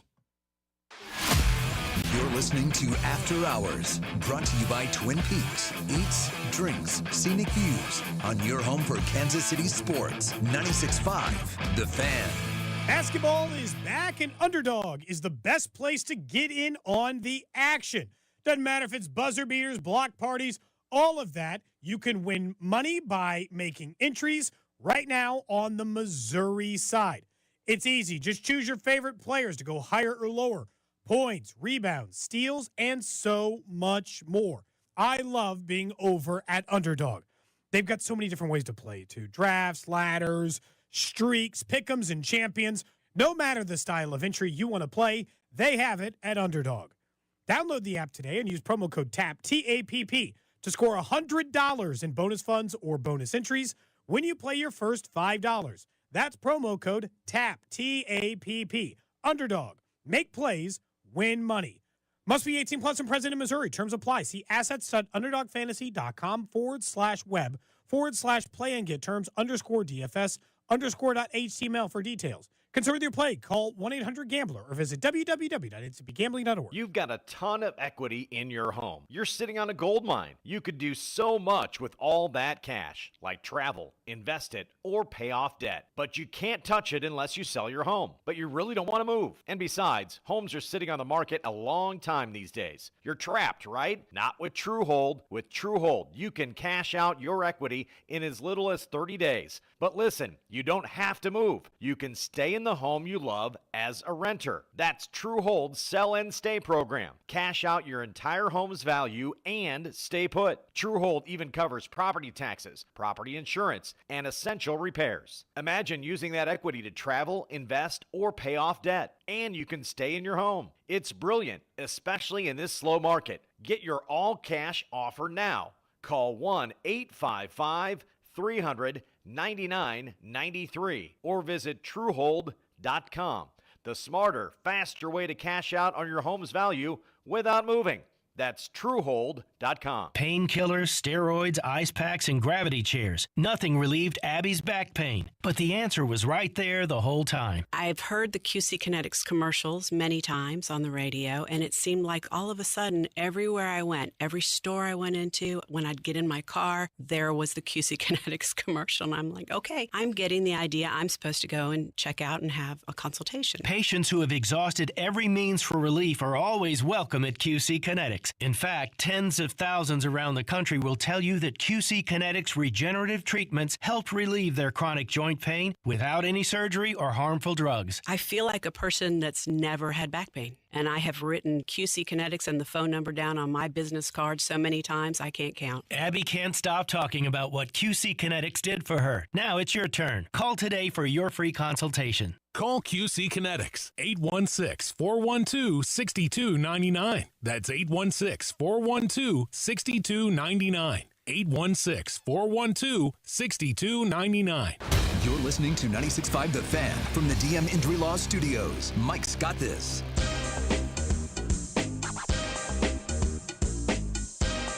LA's trying to make it interesting here in Game 4. A single from Teoscar Hernandez puts runners on first and second here in the bottom of the sixth inning. Blue Jays lead it 2-1. Shane Bieber still on the bump for Toronto. Shohei Ohtani just finished his sixth inning of work for the Dodgers, although it does look like, yes, the Blue Jays are going to be going to the bullpen, taking Shane Bieber out of the baseball game. But again, runners on first and second here for LA. Trying to see, obviously Teoscar Hernandez is on first. Who's on second base? I'm trying to figure that out for myself here very quickly. Is it Freddie Freeman? I think it's Freddie Freeman. Okay. Yeah. I think Freddie's on second. Max Muncy at the dish. He is 0 for 1 day with a run scored on a walk. So far in this postseason, he's hitting 186. But biggest moment of the game so far for either of these two football teams or baseball teams. Goodness. So much football talk. I'm just one-track minded at the moment, it feels like. But I do want to kind of transition here with the last couple minutes that we've got. I want to talk a little football. Okay, because I just saw this article from USA Today. And I checked around. I looked at a bunch of different platforms. Can somebody explain to me how Josh Allen is second in MVP odds? Can we talk about this for a second? Right now, Patrick Mahomes is the MVP odds favorite at plus 140. Josh Allen is in second at plus 350. Drake May is in third at plus 500. Baker Mayfield at plus 1,000. And Matthew Stafford at plus 1,100. Couple names I feel like are missing from that top five right now, in my opinion. And they both play for the Indianapolis Colts. Okay, Daniel Jones is not in this top five anywhere. Jonathan Taylor's not in this top five anywhere. Not sure what we're doing. I know that it's a quarterback award, but Josh Allen or Jonathan Taylor is playing ridiculous football right now. He's on pace for a 2,000-yard season. He's on pace for 20-plus rushing touchdowns, 25-plus total touchdowns. Sure.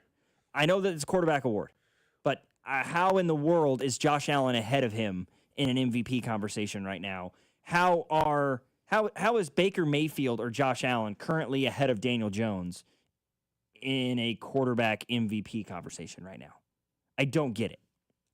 And how is Josh Allen so close to Mahomes in the MVP odds, plus 140 to plus 350?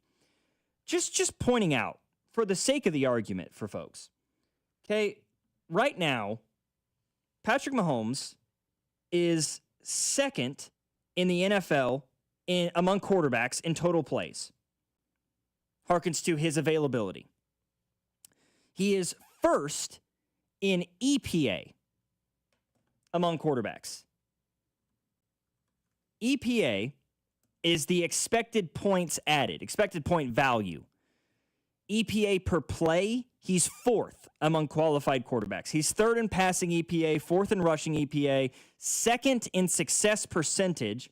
He's second in the league in passing yards, behind only Justin Herbert.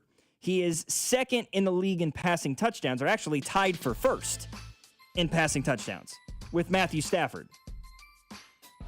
Currently second among all quarterbacks in rushing yards, behind only Justin Fields. And he's third in rushing touchdowns by quarterbacks. First in the league among quarterbacks in total yards and total touchdowns. And yet, somehow Josh Allen's only 150, 200 points behind him. Makes no sense, man. The guy's the MVP frontrunner. Josh Allen should not be in the top 5 of the voting. That's all I'll say. For my producer, James Howell, I'm Logan Weber. Thank you guys for joining us here tonight on After Hours. Appreciate you getting involved in the text line as always. Got to enjoy a nice Chiefs victory yesterday. We'll look forward to what we might see Sunday against the Buffalo Bills. It'll be Jay Binkley with you guys tomorrow night here on After Hours. 96.5 The Fan, your home for Kansas City sports.